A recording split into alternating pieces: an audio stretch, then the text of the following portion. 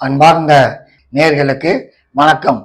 இப்பொழுது நான் துர்க்கை அம்மனை துதித்து ஒரு பதிவு போட போகிறேன். என்ன பதிவு? 9 கிரகங்களிலே உங்களுக்கு வாரி கொடுப்பது, யோகமான வாழ்க்கை தருவது சுக்கிரன்.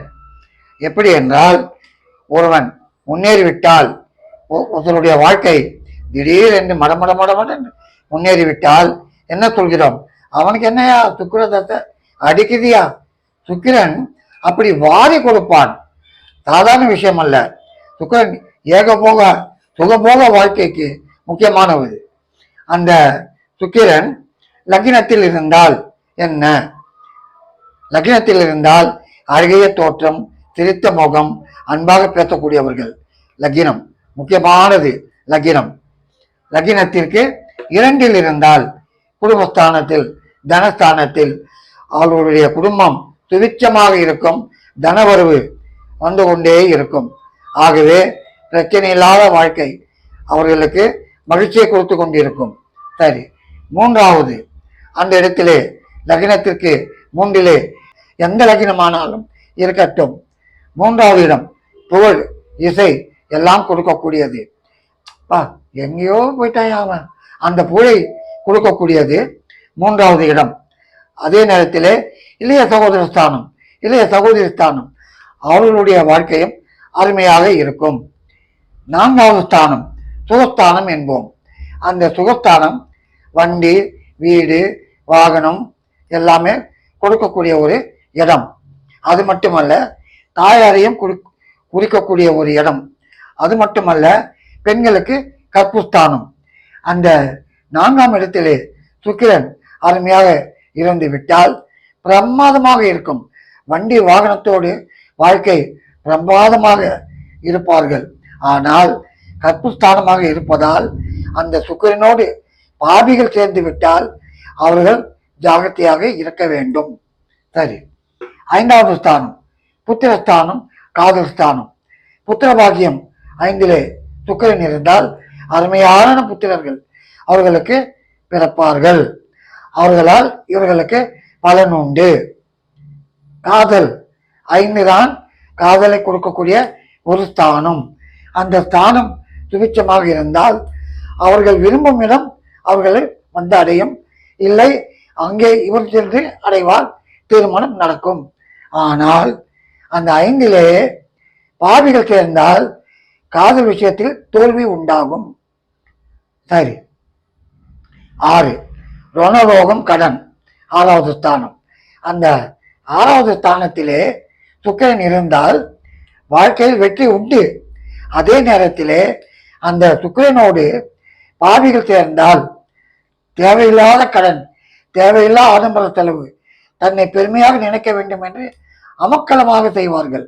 ஆகவே 6வது ஸ்தானத்திலே லக்னத்திற்கு 6லே சுக்கிரன் இருந்தால் நீங்கள் சற்று கவனமாக வாழ்க்கையில் செயல்பட வேண்டும்.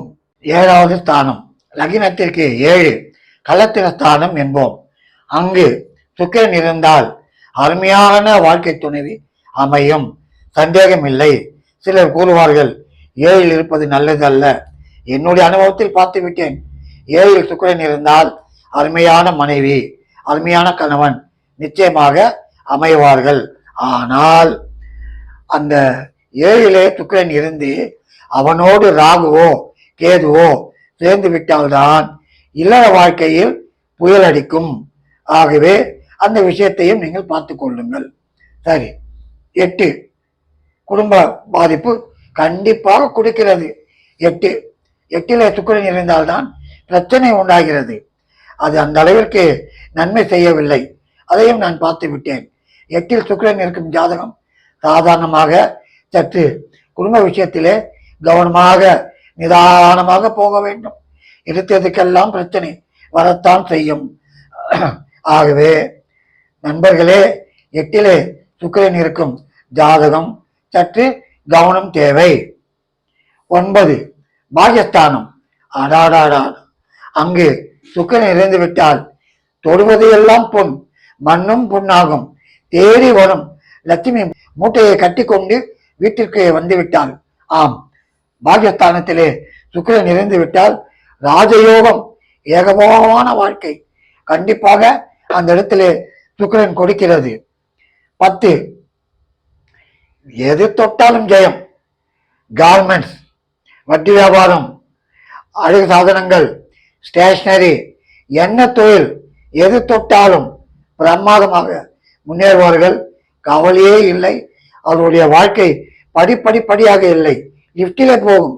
அந்த அளவிற்கு 10வது ஸ்தானம் பிரமாதமான ஸ்தானம். அங்கு சுக்கிரன் அமர்ந்து விட்டால் அருமையாக இருக்கும். 11, எதிர்பாரா யோகம். எங்கேயோ ஆண்டியாக இருந்து அரசனாக வந்து விடுவான். அந்த யோகத்தை கொடுக்கிறது அந்த சுக்கிரன் 11. சரி, 12வது ஸ்தானத்தை என்ன சொல்லுவார்கள் என்றால் சைனஸ்தானம், கணவன் மனைவி கூடுகின்ற இடம். அந்த சைனஸ்தானத்திலே சுக்கிரன் இறந்து விட்டால் அந்த அளவிற்கு நிம்மதி இல்லை, பிரச்சனை கொடுக்கிறது. ஆம், அந்த சைனஸ்தானத்திலே பிரச்சனை கொடுக்கிறது. திருமணமாகியும் சில நேரம் சன்னியாசி வாழ்க்கையாதான் அமையும். அன்பர்களே, என்னுடைய அனுபவத்தில் 9 கிரகங்களில், அதாவது சூரியன், சந்திரன், செவ்வாய், புதன், குரு, சுக்கிரன், சனி, ராகு, கேது, இந்த 9 கிரகங்களிலே சுக்கிரன் அவனை மிஞ்சி யாரும் இல்லை. கொடுத்தால் வாரி வாரி வாரி கொடுக்கிறான். அமக்கலமான வாழ்க்கை, ராஜயோக வாழ்க்கை, சுகபோக வாழ்க்கை. ஆகவே தான் இந்த பதிவிலே சுக்கிரனுக்கு வந்து விட்டேன். ஏனென்றால் இன்று முதல் ஒவ்வொரு கிரகத்தை பற்றியும் சொல்லப் போகிறேன். உங்களுக்கு சுக்கிரன் எப்படி இருக்கிறான் என்று பாருங்கள். சுக்கிரனை போல் கொடுப்பவன் யாரும் இல்லை, நிச்சயமாக சொல்லுவேன்.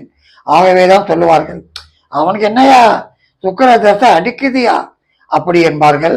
ஆகவே அன்பர்களே, உங்களுக்கு கூறிக்கொள்வது, சுக்கிரன் உங்கள் ஜாதகத்தில் எப்படி இருக்கிறான் என்று பாருங்கள்.